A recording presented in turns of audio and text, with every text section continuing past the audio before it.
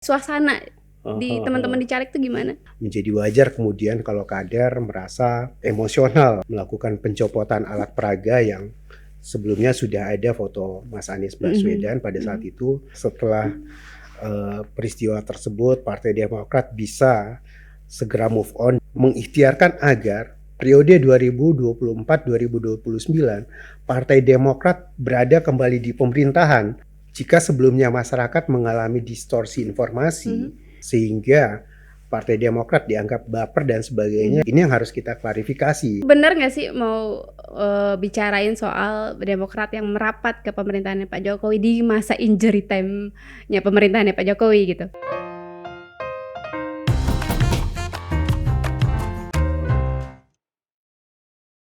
Selamat datang kembali di podcast For Your Pemilu yang muda yang berpolitik bersama saya Restu Diantina. Awal September lalu, Partai Demokrat akhirnya memutuskan untuk keluar dari koalisi perubahan dan otomatis mencabut dukungannya terhadap Baca Pres Anies Baswedan. Setelah itu kemudian Demokrat memutuskan untuk merapat ke koalisi Indonesia Maju mendukung Baca Pres Prabowo Subianto. Pertanyaannya, apa sih yang terjadi setelah itu di internal Demokrat dan juga kita mau tahu juga sih beberapa isu yang beredar, katanya Demokrat mau bergabung ke pemerintahan Jokowi di masa-masa injury time seperti ini. Untuk itu kita bahas aja bersama Kamhar Lakumani, Deputi Bapilu DPP Partai Demokrat, sudah bersama kami di sini. Selamat datang. Terima kasih. Kamhar atau Kang Har boleh. Kanghar. Kang Kamhar boleh. Disingkat ya, langsung disingkat ya Kang. Oke Kang, sehat Kang? Alhamdulillah sehat. Terima kasih sudah diundang di podcast Tirto ID. Sama-sama, makasih juga udah datang Siap. di rumah kami. Apa sih kesibukan sekarang? Yang mempersiapkan kerja-kerja politik terkait penugasan sebagai caleg ya DPR RI. Jadi warawiri ke dapil untuk merebut mandat rakyat ya, untuk mendapatkan mandat rakyat sebagai ikhtiar untuk menjemput takdir demokrasi 2024 sebagai wakil rakyat di DPR RI dari masyarakat Kabupaten Bogor, insya Allah. Oke, ini bahasanya menjemput takdir demokrasi. Waduh, mantap banget deh. Kalau Kang Har ini kan di Dapil Jabar 5 ya? Betul. Dapil Jabar 5 tuh apa aja sih? Kabupaten Bogor. Kabupaten Bogor aja ya. Luas banget luas ya. Luas banget, 40 kecamatan. Di situ kan cukup sulit ya. Bisa dibilang dapil neraka nggak nih? Bener. Ya kan di situ ada Kang Fadli ya, Kang Fadli Zons, ada Bang Adian Apitupulu dari PDIP, terus ada tadi Kang Har sempat mention juga ada beberapa public figure ya yang sudah orang Primo sudah beberapa periode. Oke. Gimana strateginya nih menghadapi persaingnya? Ya tentu kami sebagai caleg yang memiliki latar belakang aktivis itu selalu punya keyakinan bahwa niat yang kita tanamkan dengan sungguh-sungguh, ikhtiar yang kita jalankan dengan sungguh-sungguh, untuk itu insya Allah tak akan hasil mengkhianati proses. Jadi kita yakin, kita usaha, insya Allah sampai pada apa yang menjadi tujuan kita dalam berikhtiar. Karenanya kita tentu ada banyak hal yang harus dilakukan ya secara terukur untuk bisa mendapatkan kepercayaan rakyat, termasuk harus mengenali apa sih yang menjadi isu utama, aspirasi utama atau persoalan utama yang dihadapi oleh masyarakat di sana. Kita harus mampu mengidentifikasi itu, merumuskan apa yang menjadi solusi yang pas dengan aspirasi masyarakat di sana. Itulah yang menjadi tawaran kita kepada masyarakat Kabupaten Bogor untuk diperjuangkan, termasuk isu misalnya daerah otonom baru atau pemekaran ya. Karena Kabupaten Bogor dengan jumlah penduduk yang 5 juta lebih dikelola oleh satu pemerintahan kabupaten saja, ini pasti overload dalam aspek rentang kendalinya dari sisi manajemennya. Ini penting untuk didorong, misalnya pemekaran itu untuk mengoptimalkan pelayanan publik kepada masyarakat, termasuk tentu akan lebih memudahkan lagi tata kelola pemerintahan Iya, ketika itu dilakukan ya, atau pemekaran itu terwujud. Setidak-tidaknya sih kami menilai Kabupaten Bogor itu bisa sampai 3 atau 4 daerah otonom baru yang harus diperjuangkan ke depan. Itu tapi memang itu permintaan dari masyarakat juga, mengeluhkan itu juga nggak sih, Kang? Soalnya Di beberapa aspirasi di publik juga seperti itu, dan secara teknokratik pun kalau kita melihat kasus Kabupaten Bogor memang penting, atau upaya untuk memperjuangkan daerah otonom baru atau pemekaran itu menjadi sebuah keharusan. Jadi ini ketemu antara aspirasi dan sebuah syarat teknokratik untuk pemekaran itu sendiri. Oke. Nah, ngomong-ngomong soal caleg ya, caleg dan Demokrat. Aduh, ini kalau kemarin setelah gonjang-ganjing gitu lah ya, dinamika atau turbulensi yang terjadi itu kan juga ada turbulensi di akar rumput di caleg sendiri. Betul. Kan ya, sampai ada beberapa kita lihat video caleg-caleg Demokrat itu merobohkan baliho lah, atau coret-coret gitu. Bisa diceritain nggak sih suasana di teman-teman di caleg itu gimana? Betul. Jadi itu adalah ekspresi spontanitas ya pada masa itu, dari sebagian besar kader termasuk para caleg DPR RI, DPRD provinsi maupun caleg DPRD kabupaten kota dalam merespon turbulensi politik atau perubahan dinamika yang merubah konstelasi politik Partai Demokrat dalam koalisi perubahan pada masa itu, yang kami menilai ada pengambilan keputusan secara sepihak yang mencederai komitmen-komitmen atau kesepahaman yang sudah dibangun sebelumnya. Karena itu menjadi wajar kemudian kalau kader merasa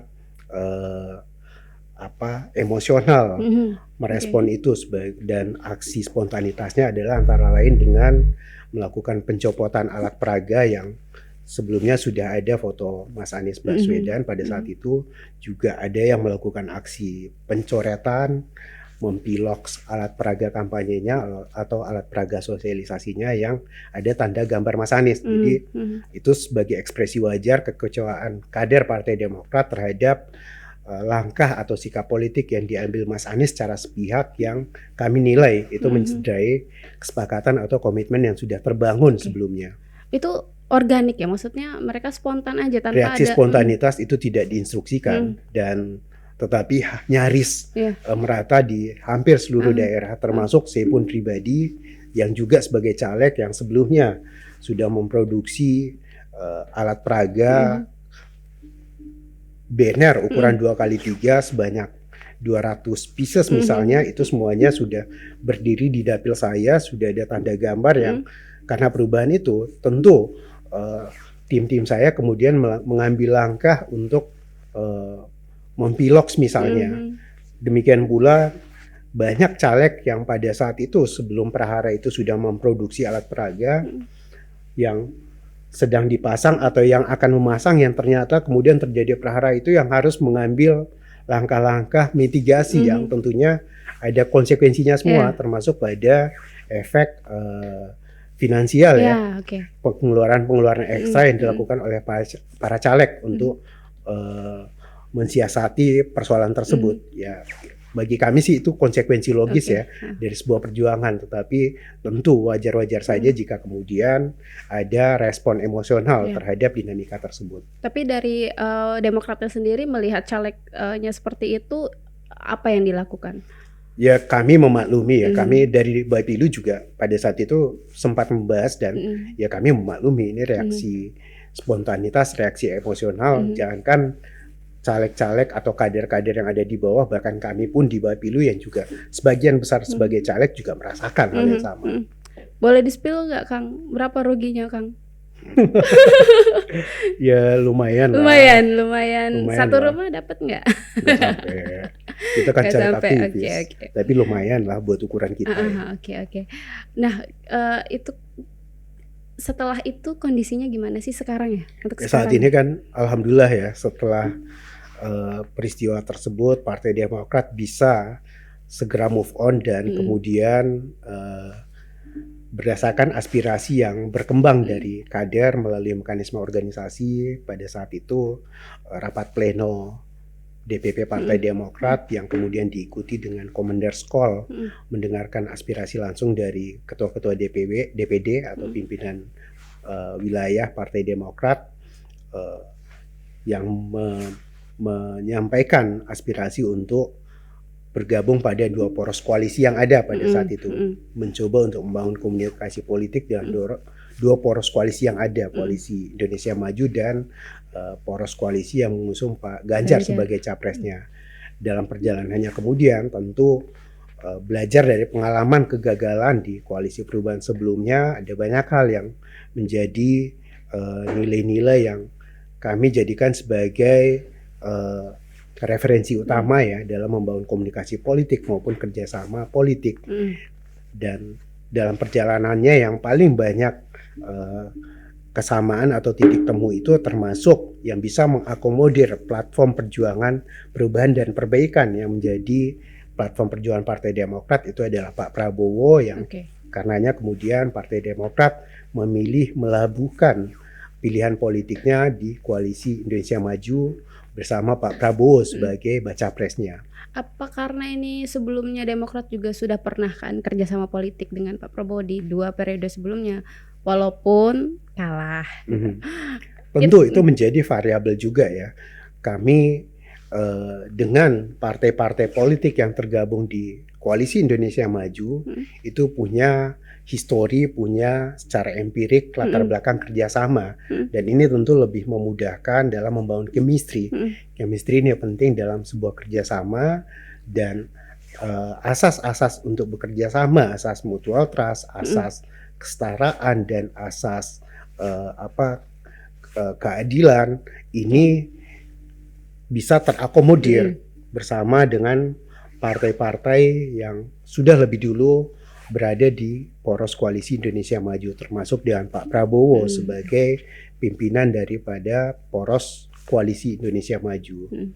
Oke, nah sebelumnya itu kan juga Mas Ahaye juga sempat ketemu dengan Mbak Puan ya, Juni atau Juli. Benar, ya Juni. gitu kan. Pada akhirnya nggak jadi gitu kan. Apakah ini juga memilih untuk merapat ke Prabowo karena kans untuk jadi cawapres Mas Ahaye ini lebih besar di kubunya Pak Prabowo atau gimana? Sejak awal Partai Demokrat itu tidak pernah menjadikan syarat sebagai Mas Ketum Ahaye menjadi cawapres itu menjadi syarat dalam membangun kerjasama politik. Tetapi bahwa kalau kemudian ada aspirasi kader yang menginginkan ketumnya atau Mas Ahaye sebagai capres, itu adalah sesuatu yang logis ya, sesuatu yang lumrah. Tentu semua partai ingin kader utama terbaiknya tampil dalam kontestasi pemilu, karena selain sebagai pengejawantahan daripada fungsi partai sebagai kaderisasi dan sumber rekrutmen kepemimpinan nasional, itu juga tentu akan memberikan efek elektoral bagi partai yang tentu akan manfaatnya dirasakan secara kolektif bagi segenap kader partai tersebut. Dalam hal ini Partai Demokrat, kalau Mas Ketum Ahaye mendapatkan kesempatan sejarah sebagai capres ataupun cawapres. Namun yang jadi persoalan kan untuk menjadi capres cawapres ini adalah salah satu faktor pembatasnya adalah presidensial threshold 20%. Karena Partai Demokrat tidak melewati presidensial threshold itu, artinya tidak bisa mengusung capres sendiri, ya harus membangun kerjasama politik dengan partai politik lainnya. Dan sekiranya presidensial threshold itu tidak ada, saya yakin semua partai akan mendeklarasikan kader-kader terbaiknya masing-masing.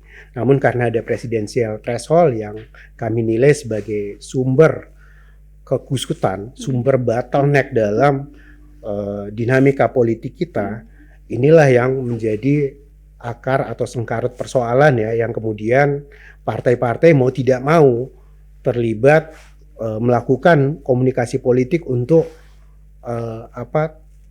transaksional. Jadi dalam artian masing-masing akan memperjuangkan kadernya, tentu akan ada take and give dengan partai politik lainnya untuk itu.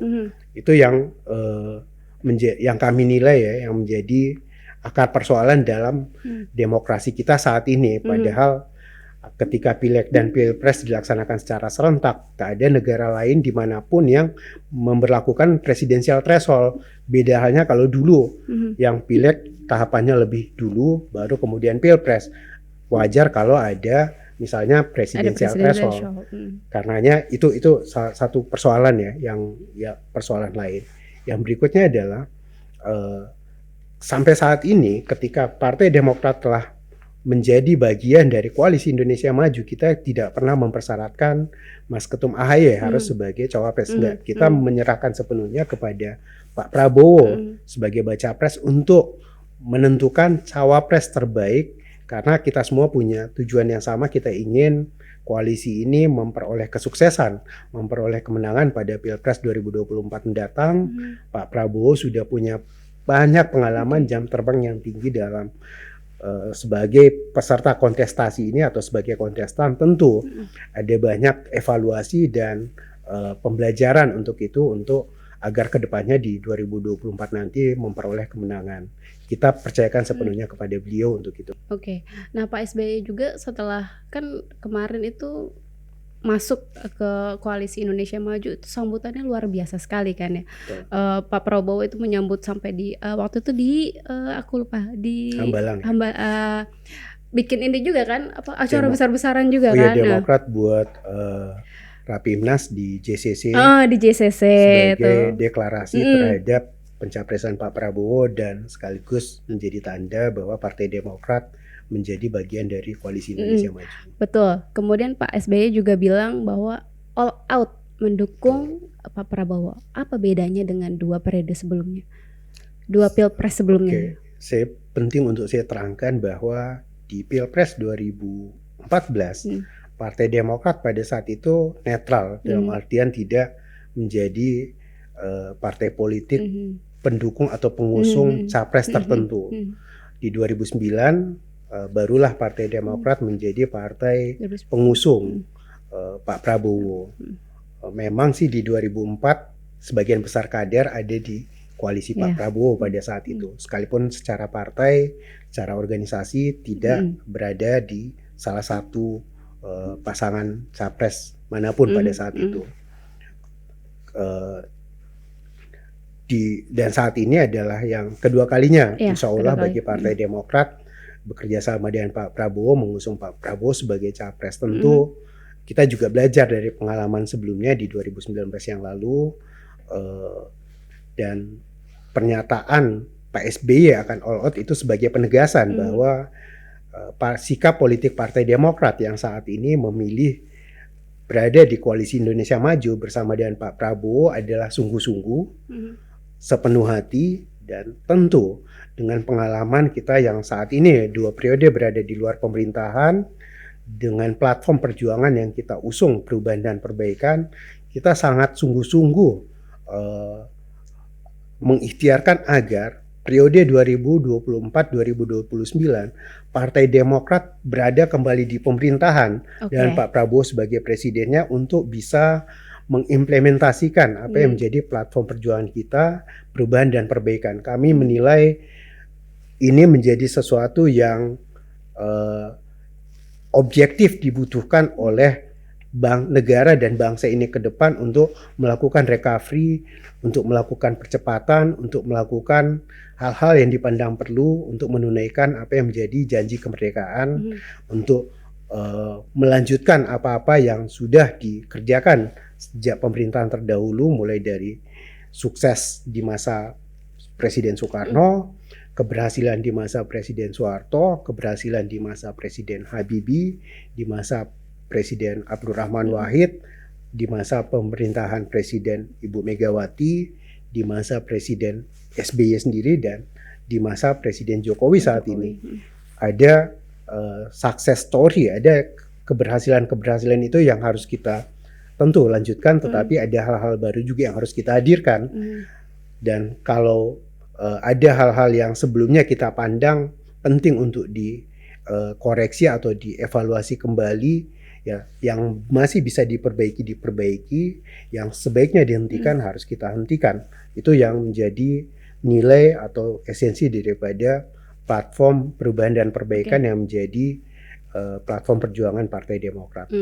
Karena kita mungkin melihatnya sebagai orang awam ya, orang luar ngelihat Pak SBY ngomong all out itu kayak, aduh nih sakit hati banget nih kayaknya nih, kayak karena kejadian yang kemarin gitu. Jadi sama yang sekarang kayak, oh pokoknya harus all out gitu, atau mungkin ada sampai bilang turun gunung gitu kan, Pak SBY bilangnya gitu. Ini maksud turun gunungnya tuh All out apa ataupun nih? turun gunung itu memiliki definisi yang hampir sama ya. Intinya adalah sebagai penegasan bahwa Partai Demokrat akan sungguh-sungguh menggunakan segenap daya dan upaya termasuk mengkonsolidir dan memanfaatkan semua struktur partai, caleg dan sebagainya untuk sukses di pemilu 2024 nanti, baik itu sukses Pilpres maupun sukses Pileg.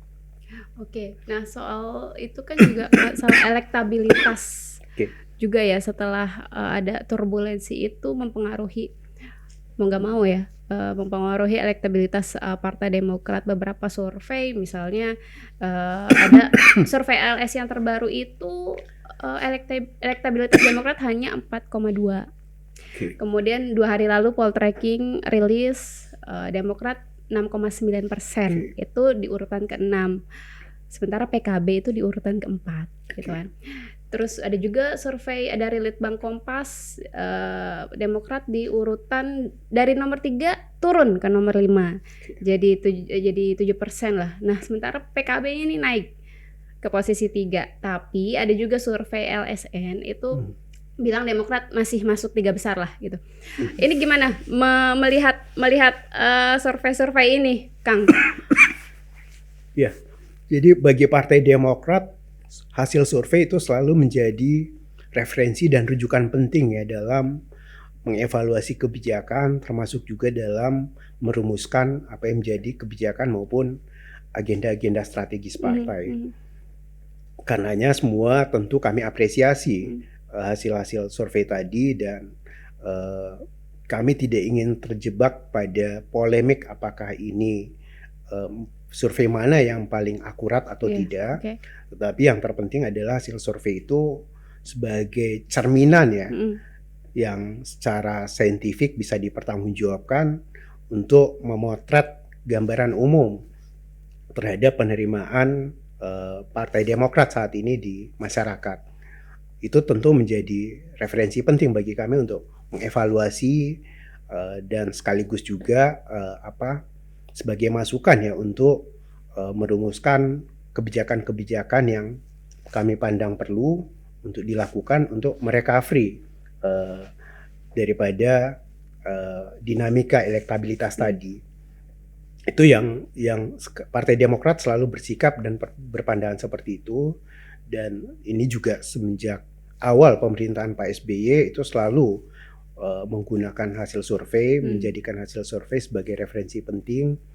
Dan tentu kami berharap waktu yang tersedia saat ini 4 bulan menuju pemilu 14 Februari 2024 nanti masih tersedia waktu yang memadai untuk merecovery, untuk melakukan akselerasi peningkatan elektabilitas, baik itu melalui kerja-kerja nyata yang dilakukan oleh caleg-caleg yang saat ini menjadi salah satu ujung tombak ya Partai Demokrat untuk meningkatkan elektabilitas, maupun oleh mesin partai atau struktur partai, dan termasuk juga kader-kader utama yang saat ini sedang mengemban tugas di eksekutif sebagai kepala daerah atau di beberapa posisi-posisi strategis lainnya, agar bisa bersinergi, berkolaborasi, menggunakan sumber daya yang ada untuk kerja-kerja politik, kerja-kerja nyata yang manfaatnya dirasakan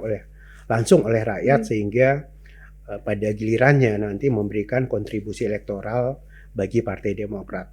Itu yang saat ini kami kerjakan. Yang pasti kan kalau survei itu yang dipotret adalah hasil elektabilitas partai, dan ini tentu baru satu variabel saja. Sementara dalam politik praktis atau hasil di lapangan nanti itu juga pasti ada kontribusi dari caleg-caleg dan figur-figur penting lainnya yang bisa memberikan pengaruh secara elektoral. Karenanya kami optimis hasil pada Pileg 2024 nanti capaiannya akan lebih tinggi daripada yang terpotret pada hasil lembaga survei saat ini. Oke. Kan kalau kemarin kan kita lihat 7,7% ya Demokrat, hasil hasil 2019. 2019 nggak jauh-jauh beda sama survei-survei yang 7,7% sekarang secara gitu. berdasarkan suara, sementara berdasarkan kursi 9, sekian persen. Oke. Nah, jadinya dengan dengan turunnya elektabilitas tadi, secara beban kerja ini jadi lebih sulit nggak sih buat Demokrat untuk naik lagi gitu? Setelah turbulensi kemarin. Kami optimis itu bisa terrecovery ya dari waktu yang tersedia saat ini, dan karenanya penting bagi segenap kader Partai Demokrat untuk menyampaikan secara utuh kepada masyarakat, kepada publik, kepada pemilih, kepada konstituen peristiwa kemarin itu seperti apa sih sesungguhnya, sehingga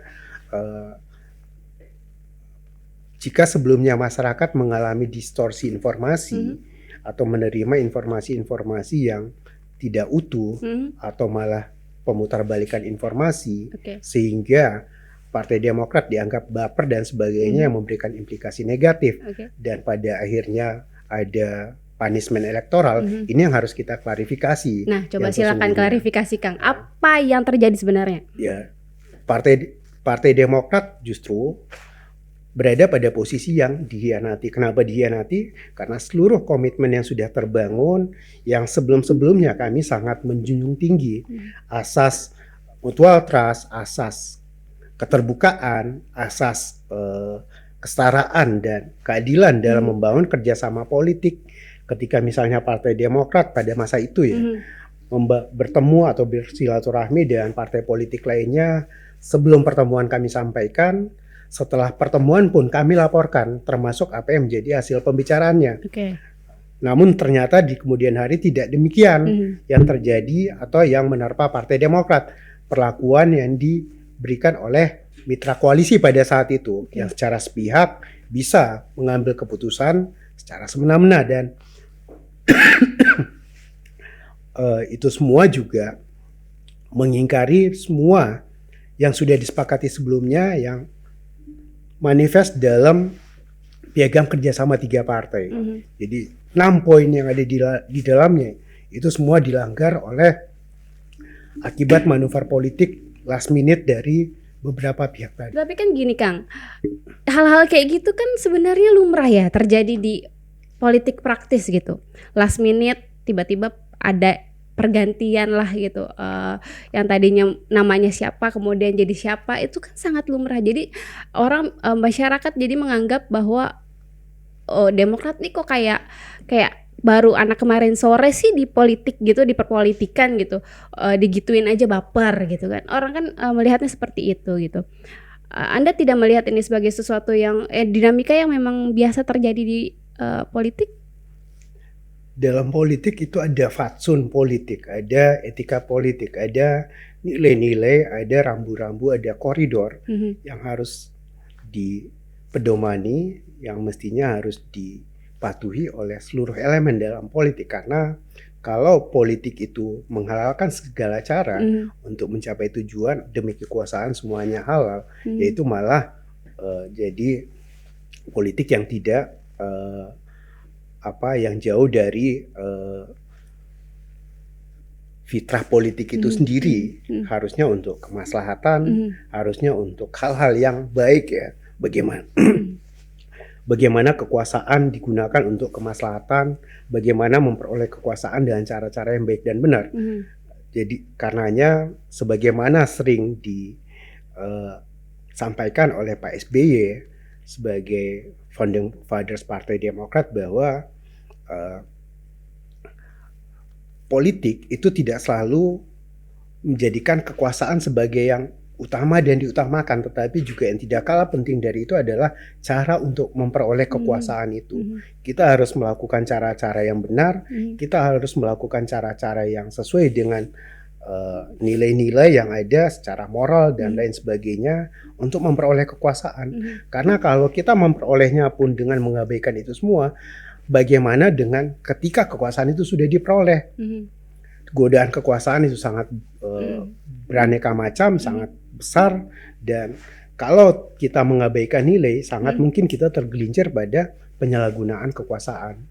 Karenanya bagi Partai Demokrat, nilai-nilai itu menjadi sangat penting dan itu relevan untuk harus terus diperjuangkan kalau kita ingin demokrasi kita ini semakin berkualitas, derajatnya semakin tinggi, ya penting bagi segenap insan politik untuk taat asas, untuk memiliki dan mengedepankan apa yang menjadi fatsun politik. Oke, berarti nggak baper ya? Kita nggak baper, kita sangat rasional, dan karenanya kita mengambil langkah yang rasional dalam merespon langkah-langkah politik oleh sebagian pihak yang kami nilai mencederai asas kepatutan, kepantasan, dan etika dalam berpolitik. Oke, nah tadi tidak baper dan tidak perlu, sebenarnya targetnya Mas Ahaye juga bukan cawapres sebenarnya, nggak perlu banget lah kalau memang tidak dipilih menjadi cawapres di koalisi gitu. Nah sekarang sudah masuk ke koalisinya Pak Prabowo, Indonesia Maju.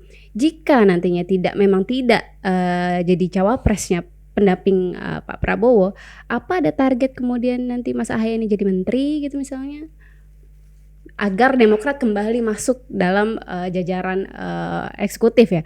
Oke. Platform perjuangan perubahan perbaikan itu kan memerlukan sarana untuk bisa diimplementasikan. Apa wadah atau sarana itu? Ya kekuasaan, harus berada dalam pemerintahan. Karenanya pernyataan dan komitmen kesungguhan Partai Demokrat untuk all out memenangkan Pak Prabowo dan Koalisi Indonesia Maju pada Pilpres 2024 mendatang, ini sebuah statement politik sekaligus komitmen perjuangan yang berangkat dari kebutuhan objektif, karenanya ini menjadi sesuatu yang sangat serius atau sangat sungguh-sungguh. Dan apakah nanti misalnya setelah Pilpres 2024 mendatang, kalau misalnya Pak Prabowo mendapatkan kesempatan sejarah sebagai presiden dan Partai Demokrat menjadi koalisi dalam pemerintahan ke depan, memperoleh posisi-posisi secara politik, yaitu sebagai konsekuensi logis. Karena untuk menjalankan apa yang menjadi platform perjuangan tadi, tentu kita harus ada di dalam dan ada key person atau orang-orang yang kami pandang tepat dan pantas untuk bisa mengimplementasikan apa yang menjadi komitmen perjuangan itu atau nilai-nilai perjuangan itu. Mas Ketum Ahaye kami pandang dan kami nilai memiliki kualifikasi yang lebih dari cukup untuk itu. Misal jadi menteri apa gitu kan? Ada pos-pos menteri yang sudah ditarget belum? Itu hak prerogatif presiden ya. Kita menyerahkan sepenuhnya kepada Pak Prabowo kalau nanti mendapatkan kesempatan sejarah sebagai presiden untuk menyusun kabinetnya dan memilih putra-putri terbaik bangsa ini menempati posisi di kabinet untuk membantu beliau menjalankan tugas-tugasnya di pemerintahan. Ngomong-ngomong soal menteri, kemarin kan ada pertemuan tuh minggu lalu Pak SBY dengan Pak Jokowi ya. Itu benar nggak sih mau bicarain soal Demokrat yang merapat ke pemerintahannya Pak Jokowi di masa injury time-nya pemerintahannya Pak Jokowi gitu? Benar nggak? Kira-kira Mas Ahaye jadi mentan gitu misalnya? Jadi perlu juga kami terangkan tentang ini, kami jelaskan bahwa silaturahmi kebangsaan antara Presiden RI ke-6 Pak SBY dengan Presiden Jokowi itu adalah silaturahmi kebangsaan. Jadi kapasitas Pak SBY bukan sebagai Ketua Majelis Tinggi Partai, karenanya pembicaraan di dalamnya pun adalah pembicaraan politik kebangsaan dan kenegaraan, bukan pembicaraan politik-politik praktis, apalagi misalnya membicarakan tentang posisi reshuffle kabinet atau Demokrat menjadi bagian dari pemerintahan, ya tidak seperti itu. Pak SBY kami tahu betul sangat bisa menempatkan diri dan memahami konteks untuk memilih apa yang menjadi topik yang pas dalam suatu momen, dan kami menilai pertemuan atau silaturahmi kebangsaan itu bukan konteks yang seperti itu. Tapi katanya ngomongin 2024. 2024 itu adalah sebuah keniscayaan sejarah yang ada di depan mata terkait dengan suksesi kepemimpinan nasional. Karenanya juga kami berpandangan bahwa menjadi wajar memang pertemuan ini dilakukan karena Pak Jokowi pun ini sudah akan berakhir masa pemerintahannya yang tentu sangat mungkin membutuhkan masukan untuk bertukar pikiran dengan Pak SBY yang juga sudah punya pengalaman mengakhiri masa pemerintahan yang pada saat itu sukses melakukan atau mengawal transisi pemerintahan di masa Pak SBY yang saat itu masih sedang berkuasa dan mempersiapkan transisi kepada Pak Jokowi sebagai presiden terpilih pada saat itu, sehingga peralihan kepemimpinan itu berlangsung secara smooth, berlangsung secara lancar dan sebagainya, yang tentu ini juga penting bagi Pak Jokowi untuk bisa mempersiapkan itu ke depan. Itu antara lain menurut kami yang menjadi topik-topik yang relevan untuk dan Pak SBY juga sudah menyampaikan bahwa pada pertemuan itu menjelaskan tentang apa yang menjadi platform perjuangan Partai Demokrat Perubahan dan Perbaikan. Itu adalah sebagai sebuah bentuk atau cara pandang bahwa apa yang sudah dilakukan atau capaian-capaian dari pemerintahan terdahulu, mulai dari Presiden Soekarno, Presiden Soeharto, Presiden Habibie, Presiden Abdurrahman Wahid, Presiden Megawati Soekarno Putri, Presiden SBY sendiri sampai Presiden Jokowi yang penting untuk tetap dilanjutkan. Dan juga penegasan tentang komitmen 4 pilar ya, kehidupan berbangsa bernegara, tentang Undang-Undang Dasar 45, NKRI, Pancasila dan Bhinneka Tunggal Ika, serta penegasan tentang menjaga apa yang menjadi produk daripada reformasi, yaitu demokrasi. Ini salah satu pilar penting untuk menjaga bangsa ini bisa tetap eksis sampai ke depan dengan menjaga kualitas demokrasi ini. Oke Kang. Dari tadi beberapa kali di-mention soal apa yang bisa dilanjutkan dan diubah, dilakukan perbaikan ya dari masa pemerintahannya Pak Jokowi. Itu kan masih abstrak, Kang. Apa sih sebenarnya yang konkretnya yang sama visinya dengan sampai akhirnya merapat ke Pak Prabowo? Apa poin-poin yang bisa dilanjutkan dari pemerintahannya Pak Jokowi? Apa yang harus diubah? Antara lain sebenarnya juga kami melihat ada kesinambungan dari pemerintahan Pak SBY sendiri sampai ke pemerintahan Pak Jokowi ya. Banyak program-program pro rakyat itu yang tetap dilanjutkan, seperti misalnya BLT, PKH, program keluarga dan lain sebagainya. Namanya kadang dirubah-rubah. Ya, semua program pro rakyat tentu kami berkomitmen itu untuk tetap terus dilanjutkan. Beberapa hal yang harus dikoreksi ya terkait misalnya kebijakan infrastruktur, bukan berarti tidak penting ya, tetapi harus dipilah dan dipilih mana yang harus didahulukan karena ini kan butuh anggaran besar. Jadi kita pengen strategi pembangunan itu antara pendekatan pembangunan sosial, pembangunan ekonomi maupun pembangunan fisik itu bisa simultan, tidak satu mendahului yang lain yang kemudian satu dianggap lebih penting daripada yang lain. Misalnya komitmen pembangunan manusia, zaman Pak SBY dulu sangat besar atensinya terhadap pembangunan manusia ini, misalnya dengan banyak perguruan tinggi negeri yang lahir di masa Pak SBY, ya kita pengen juga ke depan seperti itu, banyak program beasiswa dan sebagainya kepada putra-putra bangsa ya, baik putra dan putri bangsa, baik itu di dalam negeri maupun di luar negeri dan lain sebagainya. Ini penting untuk agar bangsa ini memiliki daya saing, jadi tidak hanya bergantung pada kelimpahan sumber daya alam yang pasti akan habis, tetapi harus didorong oleh kompetensi sumber daya manusia, kemampuan manusia-manusianya yang handal dan unggul sehingga bisa mengoptimalkan apa yang menjadi seluruh sumber daya yang kita miliki untuk kemaslahatan, untuk menunaikan apa yang menjadi janji kemerdekaan, menciptakan keadilan sosial dan keadilan ekonomi bagi seluruh rakyat Indonesia. Artinya Demokrat melihat pemerintahan Pak Jokowi ini fokusnya ke infrastruktur fisik aja gitu ya. Itu yang terjadi Itu yang dan karenanya terjadi pembengkakan hutang luar negeri dan lain sebagainya. Gini rasio makin tinggi, pengentasan kemiskinan melemah atau berkurang dibandingkan dengan pemerintahan Pak SBY ya. Dan juga ada Termasuk konflik-konflik agraria juga ya. Betul. Implikasikan ke sana gitu. Itu Betul. yang dilihat Demokrat. Nah, apa yang kemudian sejalan dengan visinya Pak Prabowo? Ya, Pak Prabowo concern untuk pembangunan manusia. Oke. Karena beberapa kali mungkin Pak Prabowo ini melihat sepertinya concern juga ke soal pertahanan dari global ya. Maksudnya pertahanan kita terhadap ancaman-ancaman global kan sebenarnya beliau ke sana ya arahnya gitu. Pak Prabowo memiliki pengetahuan yang memadai, pemahaman yang memadai tentang kondisi geopolitik.